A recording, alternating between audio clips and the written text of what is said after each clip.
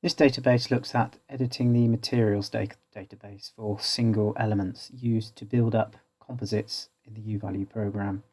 Here we can see in the database we have materials DB. Click on the icon. Complete list of materials, and first of all you have the material category.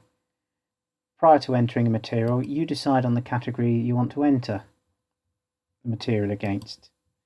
You then enter the material name, you enter the conductivity, density, specific heat, vapor resistivity, and film resistivity if applicable. You also have a series of fill options that you can display to enable you to display and depict different fill types when you present and print out the report through the structure of the material.